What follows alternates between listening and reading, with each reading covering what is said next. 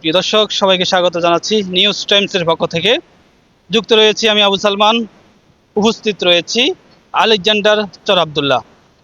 এসেছি আমরা দর্শনার্থীদের দৃশ্য দেখতে, তারা কেমন উপভোগ করতেছে। আমি আসছি সোনাপুর থেকে।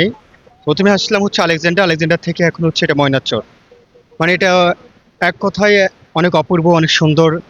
মানে আমার লাইফে first, I have never seen my life এত সুন্দর দৃশ্য। মানে এক কথায় মনোমুগ্ধকর, যা মুখের ভাষায় বলে প্রকাশ করতে পারবো না। প্রায় সময় এখানে আসি, আসলে এখানে আসলে আলাদা একটা ফিল পাওয়া যায়, যা কিনা বাইরে অনেকে থেকে ইন্টারভিউ নিচ্ছেন, দেখছেন যে অনেক দূর থেকে এখানে আসে ঘুরে ফেরার জন্য। আসলে আমাদের বাড়ির পাশে, কিন্তু আমাদের আসা কম হয়। ইনশাল্লাহ আমি ভিডিওর মাধ্যমে সবাইকে বলতে চাই যে আপনারা আসেন, আমাদের মতন আসি, উৎসব করেন, আনন্দ করেন, এখানে আসি এই আশায়। ঘুরতে এসেছেন তো আপনাদের অনুভূতিটা কেমন?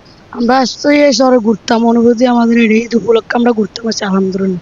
এই শহরটা অনেক সুন্দর, এই শট কেমন লাগতেছে? আমাদের থেকে অনেক ভালো লাগছে।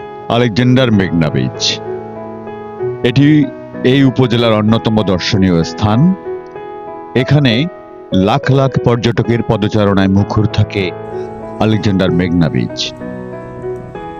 বাংলাদেশ সেনাবাহিনীর 19 ইসিবি ইঞ্জিনিয়ারিং কোর প্রথম আলেকজান্ডার উপজেলা পরিষদের সামনে থেকে 2.5 কিলোমিটার এলাকা এই সায়েন বাঁধা ঘাট নির্মাণ করে। যে প্রকল্পটির নাম ছিল মেঘনার তীর সংরক্ষণ প্রকল্প।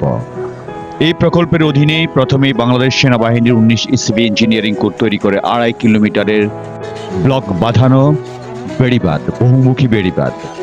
যে বেড়িবাঁধটি হয়ে ওঠে দর্শনার্থীদের অন্যতম আকর্ষণীয় একটি স্থান। এখানে বাংলাদেশের বিভিন্ন প্রান্ত থেকে লাখ লাখ পর্যটকের সমাগম ঘটে। আপনি লক্ষ্মীপুরের রামগতির আলেকজান্ডার মেঘনা বিচে আসতে পারবেন।